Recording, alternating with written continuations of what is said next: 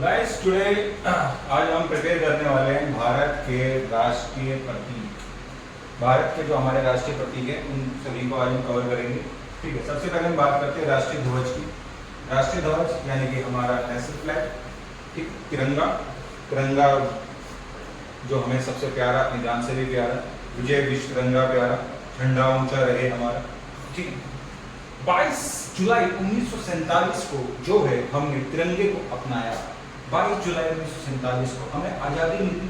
15 अगस्त 1947 को और आज़ादी से ठीक 15 और 8 और 15 हो गए तो 22 दिन पहले हमने जो है तिरंगे को अपनाया था। तिरंगे का साइज जो है 3:2। साइज की मैं बात करूं, जो उसकी लंबाई है वो है 3 फीट और जो उसकी चौड़ाई है वो है 2 फीट। तो इसीलिए 3:2 हमने तिरंगे को अपनाया है।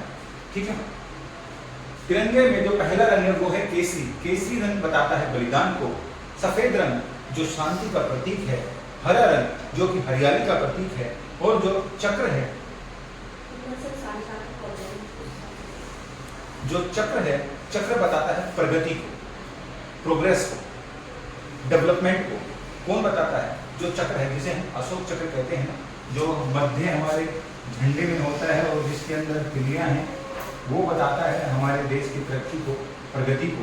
प्रगति के लिए हम चक्र लिए। पहले आप देख रहे होंगे कि इससे पहले जो झंडा अपनाया गया था उसके अंदर यहाँ पे जो है चरखा था, गांधी जी का चरखा था पहले झंडे में।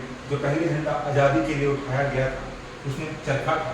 चरखे को हटा के यहाँ पे जो है हमने अशोक चक्र लिया, जो कि प्रगति का एक चिन्ह है, मार्ग है, तो बताता है कि हमें प्रगति की ओर आगे बढ़ना है। इसके बाद हम बात करते हैं मुख्य बिंदु, भारतीय ध्वज संहिता। भारतीय ध्वज संहिता यानी कि भारतीय ध्वज के लिए भी एक अलग से जो कानून बुक है वो बनी हुई है।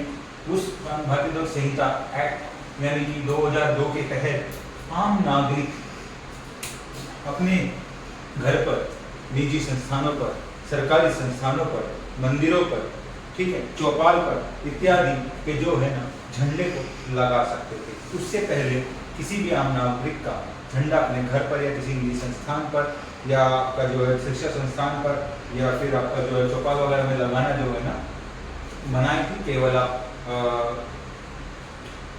किसी अवसर पे जो है ना तभी आप करा सकते थे, वैसे रेगुलरली अब लगा सकते हैं। ठीक है, उसके बाद हम बात करते हैं 23 जनवरी 2004।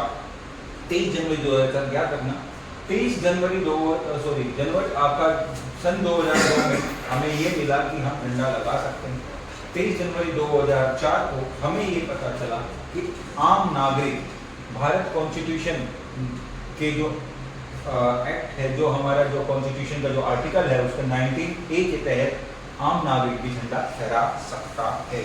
इंडियन कॉन्स्टिट्यूशन आर्टिकल 19A के तहत, फर्स्ट ए के तहत आम नागरिक जो है झंडा फहरा सकता है।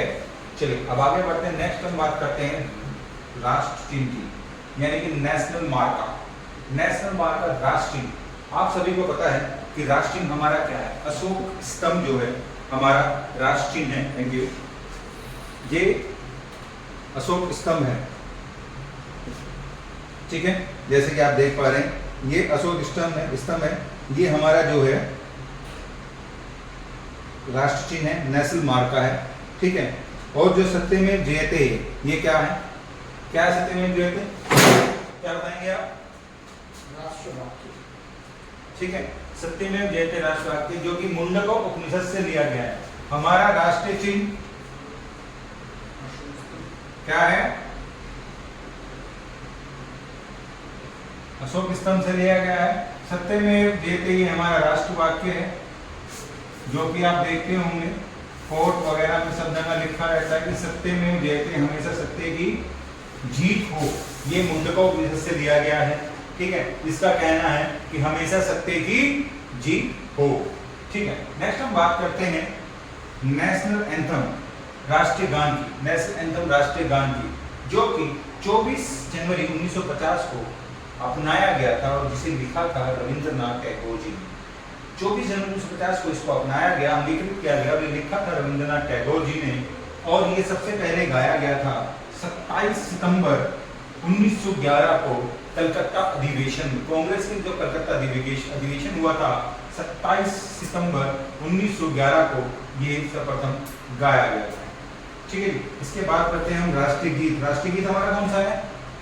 वंदे मातरम जो है हमारा राष्ट्रीय गीत है, जिसको बीसी चटर्जी, बंकिम चंद्र चटर्जी ने गाया था, लिखा था वंदे मातरम, ये हमारा राष्ट्रीय गीत है। हमारा जो नेशनल झंडा गीत जो है, झंडा गीत जो हमारा है वो कौन सा है? बताएगा कोई? आप लोग यहाँ कितने बैठे हैं? झंडा गीत कौन सा है? झंडा ऊंचा है। नहीं, विजय विश्व तिरंगा प्यारा, इसको याद रखिए। झंडा गीत विजय विश्व तिरंगा प्यारा, झंडा ऊंचा रहे हमारा।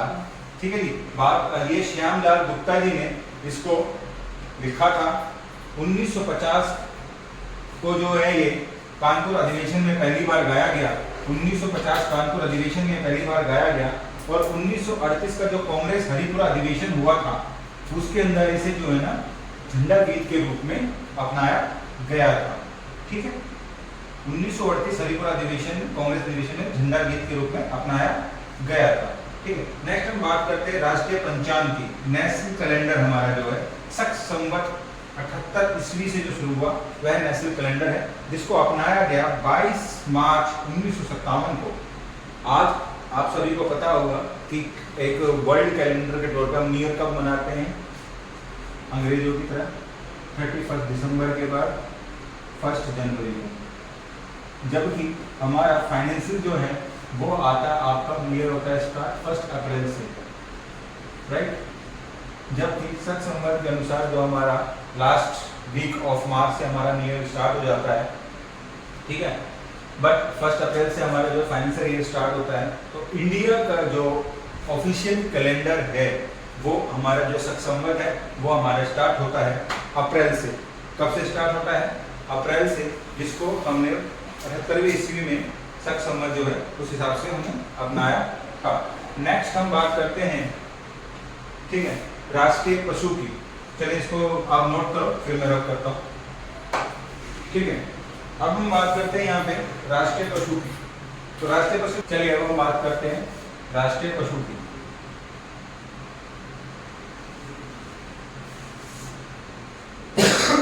कौन है राष्ट्रीय पशु? बाघ।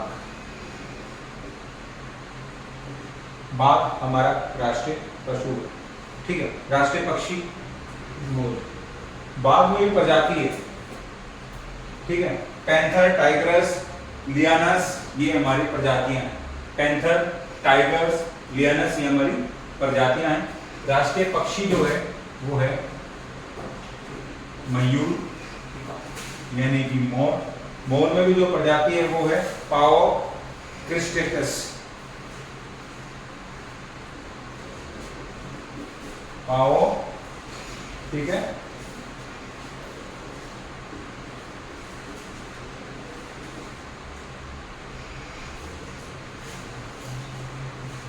क्रिस्टेटस ये प्रजाति है किसमें? राष्ट्रीय पक्षी में। इसके बाद जो आता है राष्ट्रीय पुष्प वो है हमारा कमल। अगर हम पुष्प की बात करें तो कमल। अब कमल तो कई होते हैं, कमल में प्रजाति है। ठीक है, वो कौन सी है? नेलांबो,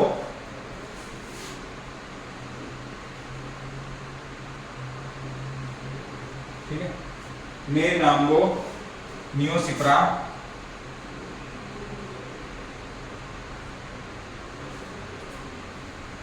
नियोलांबो, नियोसिप्रा गार्टन।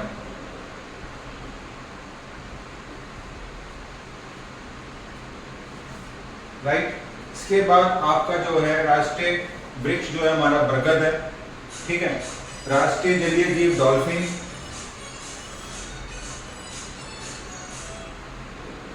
वृक्ष बरगद, जलीय जीव डॉल्फिन।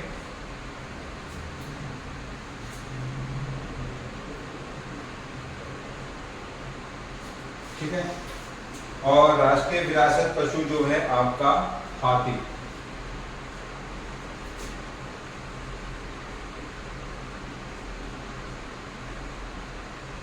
जो कि 2010 में आया। ठीक है, देखिए अगर आप इन सभी को मारते हैं तो आपके ऊपर आपराधिक मामले चलेंगे, आपको जेल भी होगी, जुर्माना भी देना पड़ेगा, पूरी कानूनी कार्रवाई आपके ऊपर बैठेगी। इसीलिए आज की डेट में गाय माता को भी राष्ट्रीय पशु के लिए मानने के लिए जोर दिया जा रहा है, क्योंकि गाय की जिस तरह निर्मम हत्या हो रही है उसको रोकने के लिए भी जो है यही राष्ट्रीय पशु आंदोलन घोषित किया जाएगा तो सर्वाधिक सबसे अच्छा होगा। ठीक है जी। तो गाइस आज की वीडियो के रिगार्डिंग जो भी आपका कमेंट्स है, जो भी आपके व्यूज हैं, नीचे कमेंट बॉक्स में लिखिएगा।